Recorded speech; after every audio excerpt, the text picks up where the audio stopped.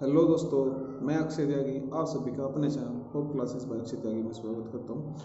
दोस्तों, मैंने सीपीयू की अपनी सक्सेस स्टोरी को शेयर करने के लिए आपसे प्रॉमिस किया था कि मैं सैटरडे में वीडियो लेके आऊँगा, लेकिन मैं वीडियो नहीं लेके आ पाया, उसके लिए सॉरी। लेकिन मैं अब ये वीडियो बना रहा हूँ कि कैसे मैंने सफलता प्राप्त करी इसमें सीपीयू 2019 में और सीआईएसएफ सब इंस्पेक्टर सिलेक्ट हुआ।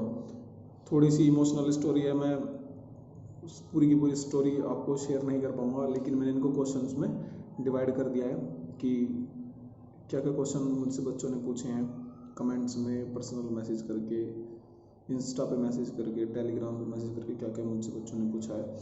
तो सबसे पहला क्वेश्चन था कि मैं अपने जो 10th 12th ग्रेजुएशन है उसमें पढ़ाई में कैसा था और किस स्ट्रीम से था और कितने कितने मार्क्स मैंने प्राप्त किए थे।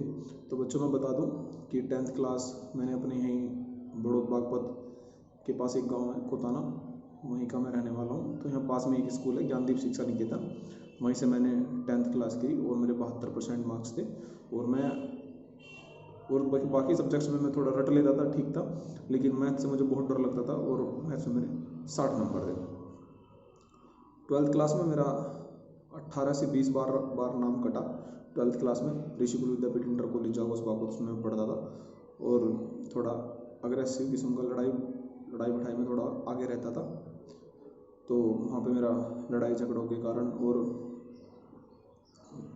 इसी वजह से थोड़ी गलत संगति में मैं पड़ गया था और मेरा 18 से 20 बार नाम कटा और घर वालों को कोई उम्मीद नहीं थी कि मैं पास हो जाऊँगा।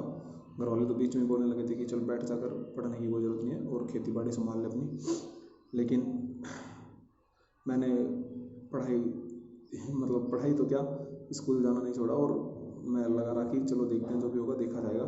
और मैं 12th क्लास में पास हो गया, जिसमें मेरे 57% मार्क्स आए। 57 का मतलब 57, कभी 97 सोचने लग जाओ।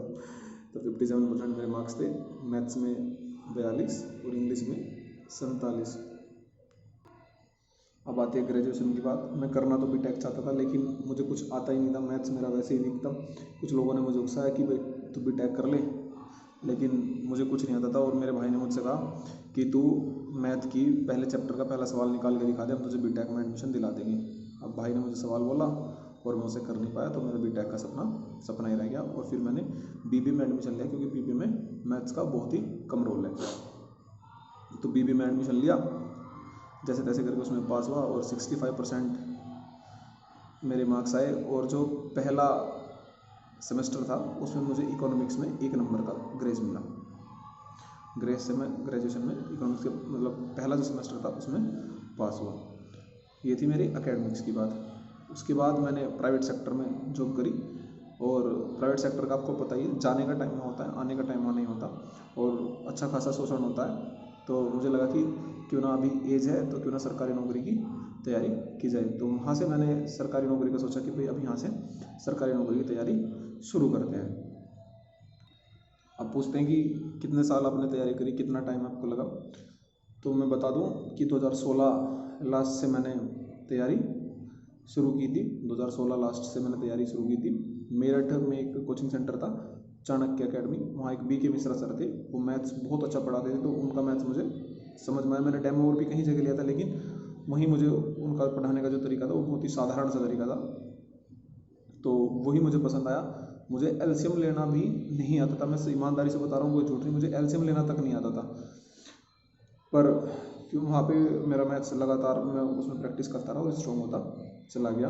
और पहली नौकरी जो मुझे मिली वो रेलवे ग्रुप डी 2018 के थ्रू मिली। उससे पहले एग्ज़ाम तो मेरे और भी हुआ, लेकिन फाइनल किसी में सेलेक्ट नहीं हुआ। और रेलवे ग्रुप डी में मैं सबसे पहले जो मेरी नौकरी थी वो रेलवे ग्रुप डी की थी। अब पूछ रहे हैं कि घर की कंडीशन कैसी थी, और कुछ बच्चों को पूछना है कि फाइनेंशियल प्रॉब्लम कभी फेस की नहीं की।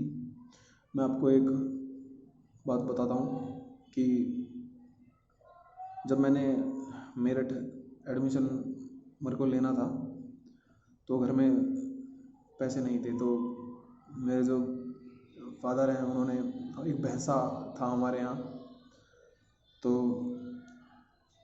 वो उन्होंने बेच दिया और 15,000 रुपये मुझे कोचिंग के लिए दिए थे। तो उसी से मैंने कोचिंग स्टार्ट की।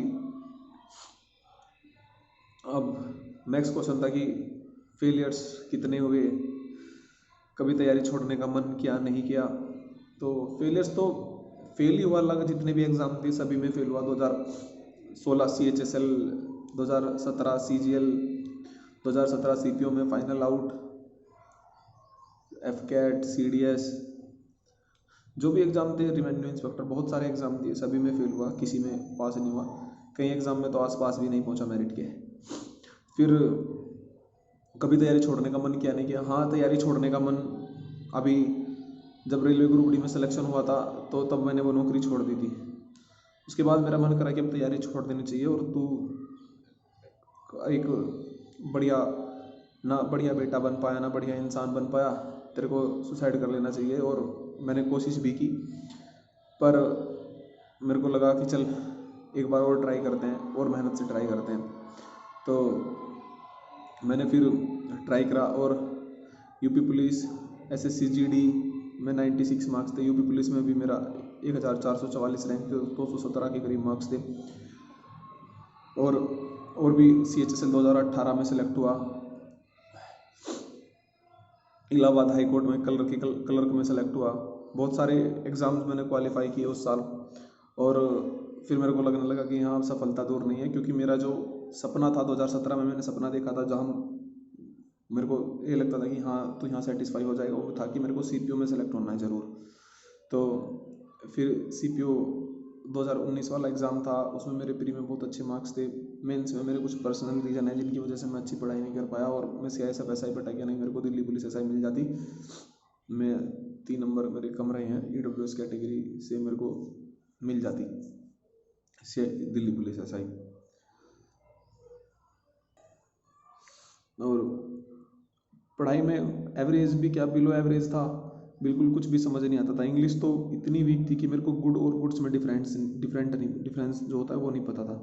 बहुत ही कमज़ोर थी इंग्लिश, चीज़ें मैनेज कर ही नहीं पा रहा था, समझ में नहीं आता था कि क्या पढ़ूँ क्या छोड़ूँ, क्या पढ़ूँ क्या छोड़ूँ। इसलिए तैयारी छोड़ने का मन करा।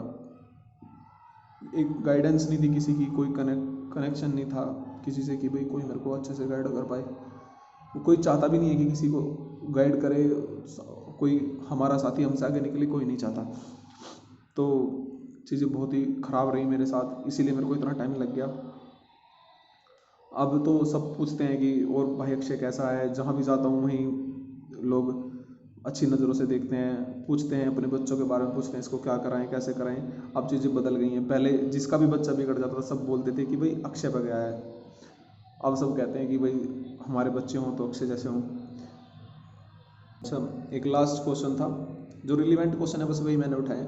एक लास्ट क्वेश्चन था बच्चों का कि किसी भी कॉम्पिटिटिव एग्जाम को क्रैक करने की क्या स्ट्रेटजी होनी चाहिए। आप अगर एक लाइन में डिस्क्राइब करना चाहो कि एग्ज़ाम को कैसे क्रैक करना है, तो मैं कहूँगा कि आप पढ़ाई में कैसे भी हों, अपने ऊपर भरोसा रखें। बस दूसरे की बातों में ना आए, दूसरे की बात सुने। जो भी निगेटिव आपके बारे में कहे आप वहाँ से कट लो। निगेटिविटी इस कदर तोड़ देती है ना इंसान को, बहुत बुरी तरह तोड़ देती है। अब आप भी देख लो, 57% नंबर थे मेरे 12th क्लास में, BBA में मैं ग्रेस से पास हुआ और आज मेरे पास 6 सरकारी नौकरियां हैं।